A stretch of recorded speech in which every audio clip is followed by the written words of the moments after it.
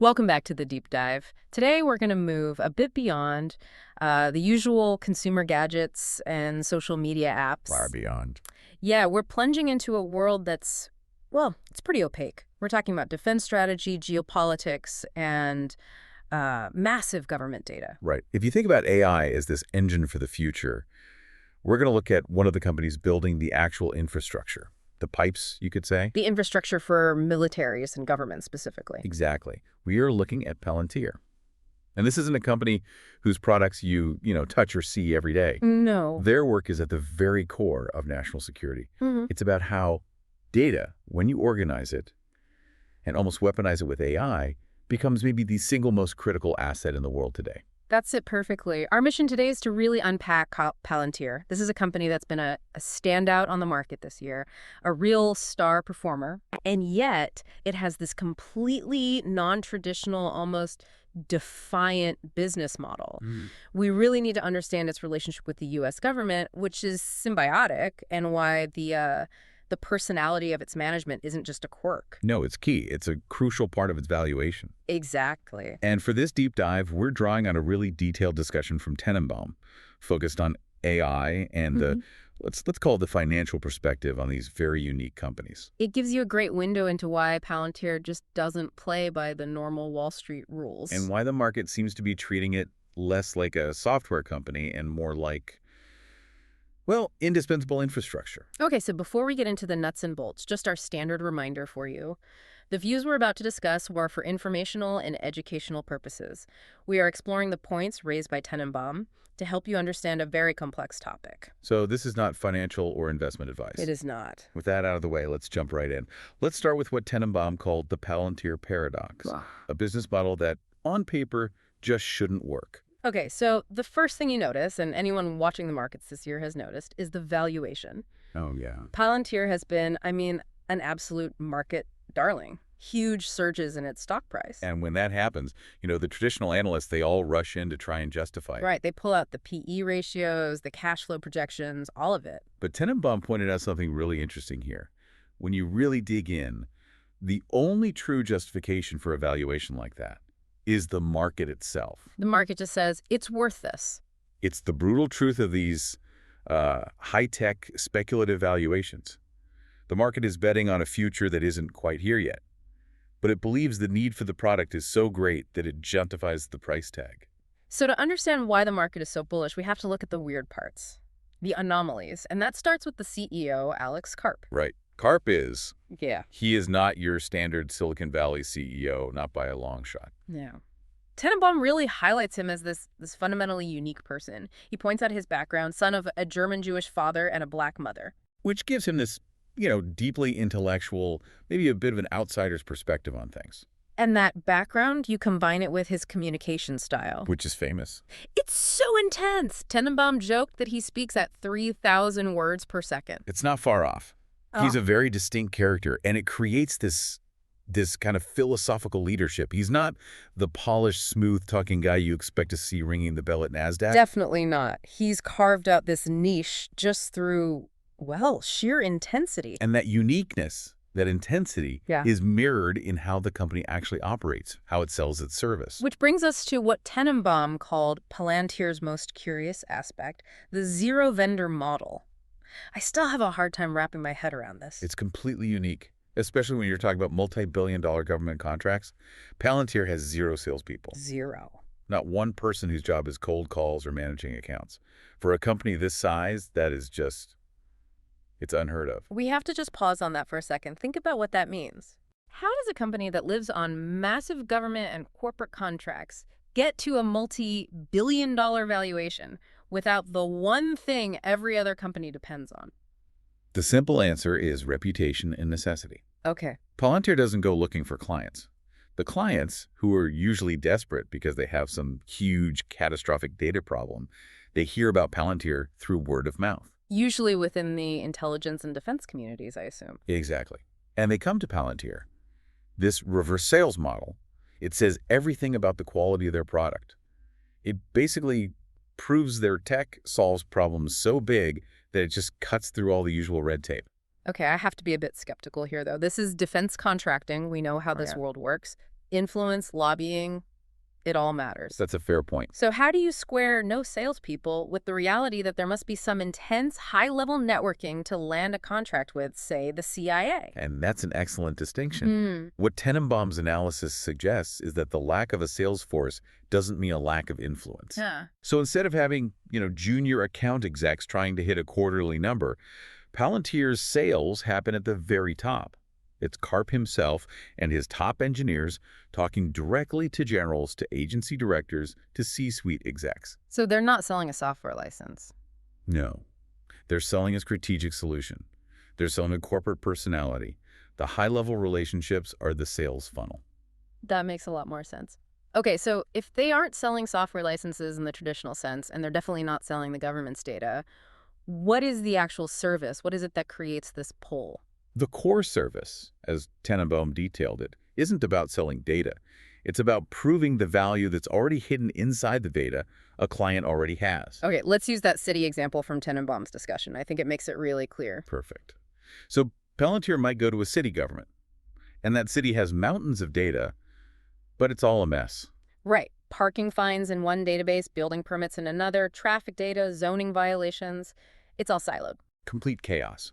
Palantir comes in, and they don't add new data. They just analyze the existing chaos and show the city how much money or, efficiency they're leaving on the table. So they're turning that disorganized junk into actual policy. They can show the city, hey, if you change the timing on these lights and you put more enforcement in this 5-block area, our analysis says you'll make 12% more on fines and cut accidents by 7%. Precisely.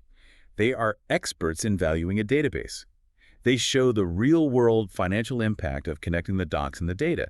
And once a client sees that, once they see what their own data is actually worth, they become dependent. That's the lock-in. And this very personal nature of Palantir's leadership, it leads us right into this bigger phenomenon that Tenenbaum explored, the role of personality in big tech success. I mean, when you look at the most important, most valuable AI and tech companies today, the leaders are anything but conventional. It's a pattern, for sure. But Tenenbaum was right to start with the philosophical defense here. David Hume's principle. Exactly. Correlation is not causation. We have to be careful not to just assume that because these leaders are idiosyncratic or maybe even strange, that their strangeness is what causes their success. I appreciate the intellectual honesty there, but even Tenenbaum admits the correlation between that kind of radical vision and, let's say, an extravagant personality. Yeah. It's just incredibly strong. Oh, it's undeniable. You see it everywhere. Sam Altman at OpenAI. Yeah. The way Bill Gates led Microsoft.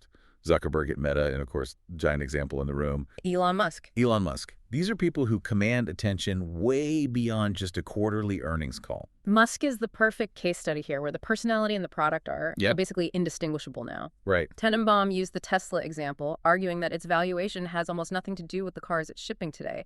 It's all about Musk's story about the future. And the numbers back that up completely. Yeah. Tenenbaum mentioned the recent vote on his compensation package. The value is just. It's astronomical. Trillions, potentially. And that number is only justifiable if you believe Tesla isn't a car company. Right. It's a robot company. It's a future AI company. And that vision, that's why Tesla's PE ratio is sitting somewhere around 250. 250. Now compare that to, say, General Motors, a company that makes millions of cars, earns billions of dollars. Where PE is what, 6? Around 6. So if you're buying Tesla's stock, you are explicitly buying the management's vision of the future. You are not buying a car company's balance sheet. And this is exactly Tenenbaum's argument. The investment thesis has totally shifted. You are buying the management, the personality, over the balance sheet. You're investing in the ability to do something radical, to convince the world a car company is a robot company. Or, historically, what Bezos did. Turning an online bookstore into a global logistics and cloud computing giant. The value is in the visionary, the creator, not some rotating CEO who is just a custodian of what's already there. That creator versus custodian idea, it connects directly to the philosophical point Tenenbaum made about how we should value companies. Right, that a company's real value isn't its current state. It's not a snapshot. It's the ambition of its future plan. This is such a key concept. Tenenbaum's analysis suggests that companies that wait too long to go public, they list after they've already peaked. They risk, as he put it, rotting. The market loses interest because the big transformative story is already over. He mentioned Instacart as a possible example. Listing after their biggest growth phase during the pandemic was already behind them. And they missed out on that huge speculation premium you get when you're selling a future dream. And the reason some companies grow and others just stagnate. Hmm. Tenenbaum brought in the philosopher Hedem to explain this idea of imitation. Right. Hedem said there are two kinds of imitation. Some companies imitate to compete, to grow. Yeah. That's what you see with the big 7 tech companies now. They're all relentlessly pushing each other. And the other kind? The other kind is imitation out of, as he put it, laziness. So what does corporate laziness look like in the AI world, which is moving so fast? It looks like maximizing your quarterly earnings instead of taking big, risky bets on long-term R&D. It's focusing on stock buybacks instead of building the future. It's being a custodian, not a creator. Exactly. The most valuable companies, according to Tenenbaum, are the ones engaged in that competitive, non-lazy, boundary-pushing work. Which is why that visionary leadership is so critical, and it's also why it's such a huge risk if they fail or if they leave. We saw that so clearly with Apple after Steve Jobs died. Right. I mean, the company had incredible momentum, a huge pile of cash, a clear product roadmap, but that revolutionary spark, it faded. They've done well, obviously, but they haven't really disrupted the world in the same way since. And then there's that incredible anecdote about Intel that Tenenbaum shared. It's a perfect real-time example of how one person's presence or absence can define a company's entire strategy. So the U.S. government makes this huge strategic move. They buy 10% of Intel to try and bolster U.S. chip development. Right, a big national security investment. And to lead this new charge, Intel brings in a top-tier, famous expert to run their AI strategy. So this was their big move, their comeback plan. What happened? 7 months later, that expert leaves Intel and goes to OpenAI. Ouch. And Tenenbaum's take on this was brutal, but I think it's right. He said someone not staying with a company is often the clear sign of its lack of value. Wow. The market sees that the key talent, the person who is supposed to create the future plan, doesn't believe in it. And that sends an immediate, powerful signal. The government's investment, Intel's whole strategy, poof, instantly devalued because one person walked away. Just brings it all back home. Yeah. These companies are selling a future delivered by a singular vision. And Palantir, led by Alex Karp, is maybe the perfect example of that. So let's shift to the core of what makes Palantir so important. It's deep, deep integration with defense and government. Right. Tenenbaum was really clear about this. Palantir isn't just a vendor. It is essential infrastructure for the American defense system. That really elevates the whole conversation, doesn't it? Their stability is, and this is not an exaggeration, a matter of national security. They have access to the deepest secrets of the U.S. system. But their real value, their indispensability, is their ability to coordinate. I mean, think about the U.S. military. You have the Air Force, Navy, Army, intelligence, logistics. All generating insane amounts of data. Petabytes of it. And it's all in different old legacy systems that don't talk to each other. It is, frankly, operational chaos. So in a real crisis, a major conflict, like the kind of war against a pure nation that Tenenbaum was talking about, that chaos is a death sentence. It's completely unacceptable. A commander on the ground needs to know what's happening right now, not yesterday. And not just within the U.S. military, but coordinating with allies, the French, the British, the Germans, the Japanese. Who all have their own data silos, their own security rules, their own legacy tech. Palantir's job is to take that entire global web of data and make it make sense. To put it on a single, unified dashboard. So a commander can actually command. That ability to synthesize intelligence in real time. You can't put a price on that. It's indispensable. And that indispensability, that complexity, it leads directly to what makes Palantir so brilliant financially, the high barrier to exit. Tenenbaum pointed out that once Palantir is in, once they've integrated their system that deeply, it is basically impossible for a client to switch. Functionally impossible. Think about the risk. Imagine trying to rip out and replace the central command and control data system for the entire U.S. Air Force. The cost would be insane. The cost? The downtime. Yeah. The risk of a failed transition would be a catastrophic national security failure. You just can't do it. Tenenbaum used that banking analogy that I thought was perfect. Okay. A bank keeps lending to a failing company.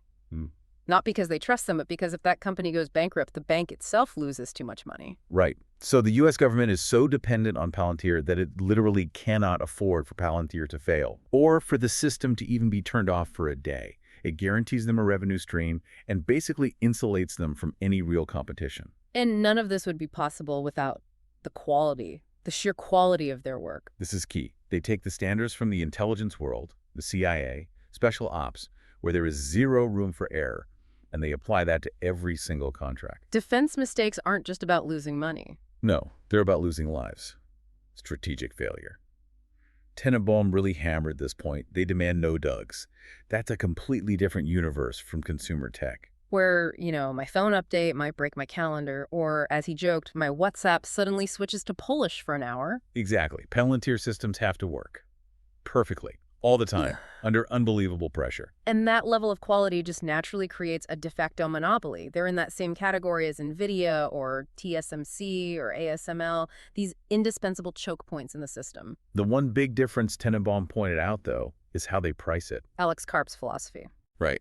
Some of those other monopolies are maybe a bit careful not to attract too much regulatory heat.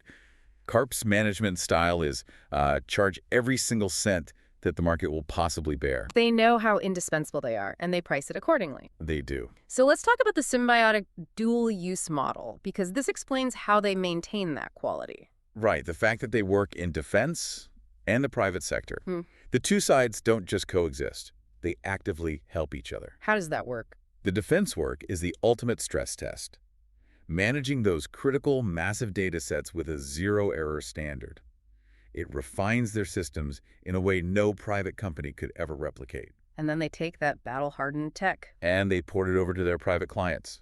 Big banks, energy companies, healthcare. They get CIA-level quality control for their own data. And I guess the money from the private sector makes the company more stable. Which is exactly what the government wants to see. The Pentagon needs to know its data partner isn't some shaky startup. It's a virtuous cycle of stability and validation. Okay, so to really get the lock-in, we have to talk about how they execute this. The on-site engineers. This is where it gets really clever. This is the genius of the model.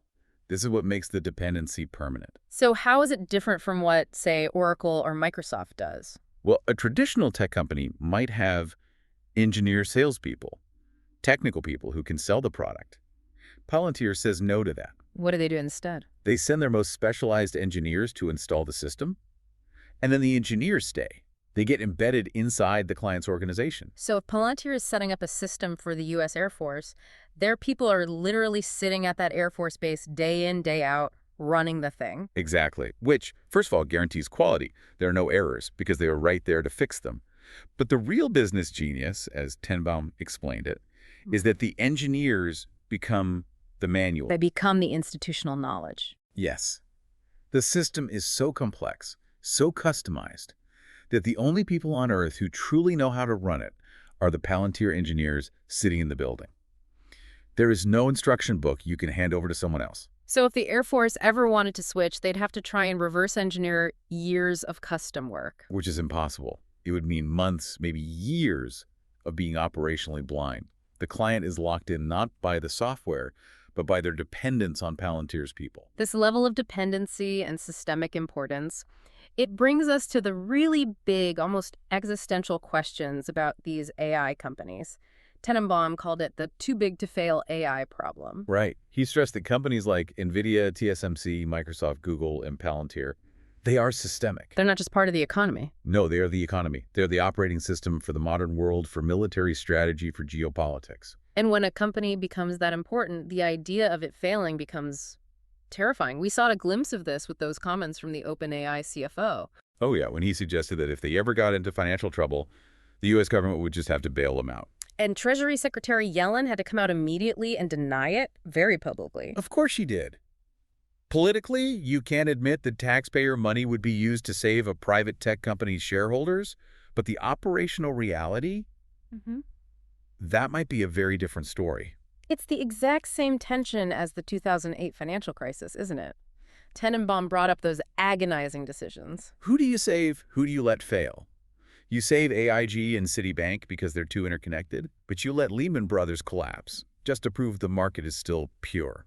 He also mentioned Israel's experience in the 80s, where the government just went ahead and nationalized 3 big banks to save the system. It's the same fundamental conflict. Do you let companies fail so the market can learn? Or is this industry, this AI infrastructure, so important that you can't risk it? It's the only industry the world is going to have, as he put it. You can't let the rails break. And this brings us to one of the biggest points Tenenbaum made: the huge difference in efficiency between the state and these private companies. The F-35 case study is it's unbelievable. It's the perfect example. The F-35 is the flagship stealth fighter for the U.S., a generational weapon.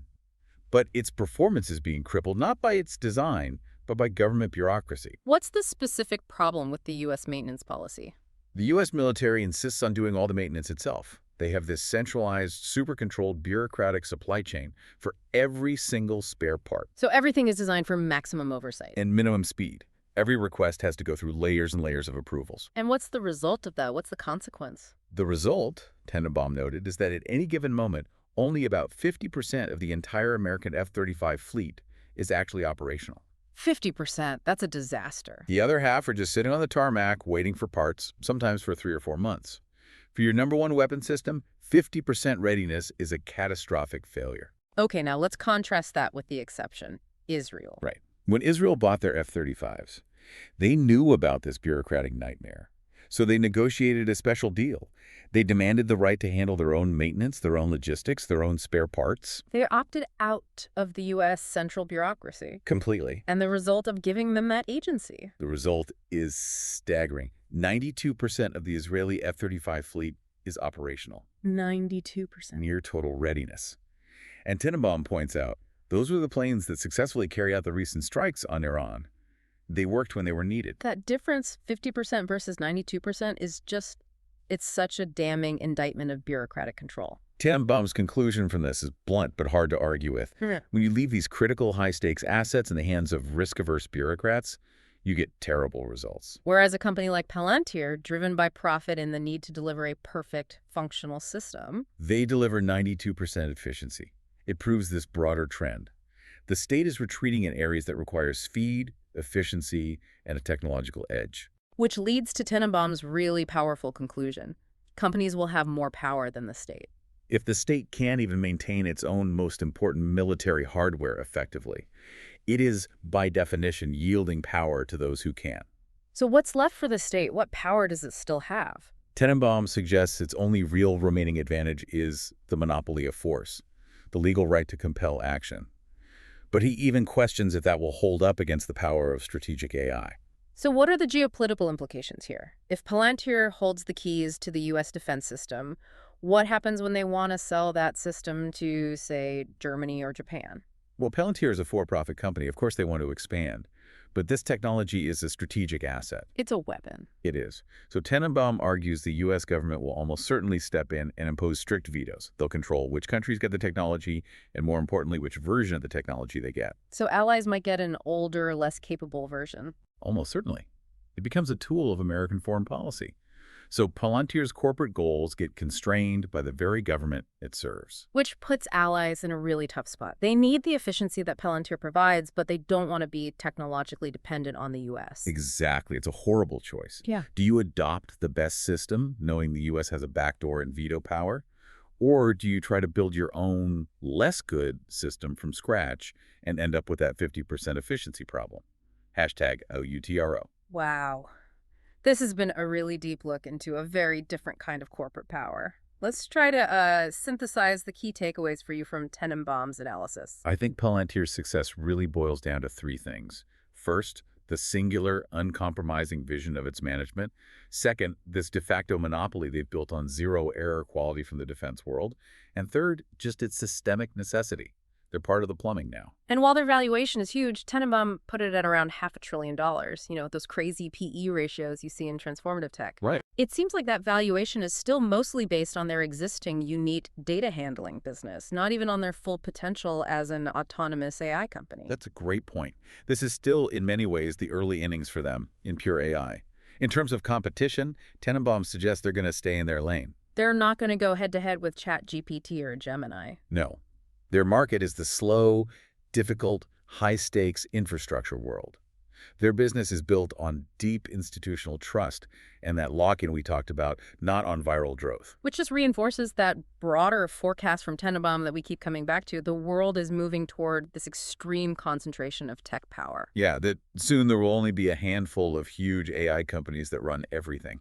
And Palantir, by carving out this untouchable niche in defense, they seem perfectly positioned to be one of those essential players, even if they're not in the consumer AI fight. I think we have to end on the most provocative idea that came out of all this, the F-35 story.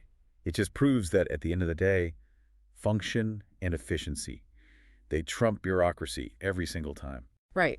If the state's direct involvement leads to a 50% failure rate, but giving agency to a system that acts more like a private company gets you to 92% effectiveness, what does that say about the government's ability to manage technology in the 21st century? And that's the final question for you to think about.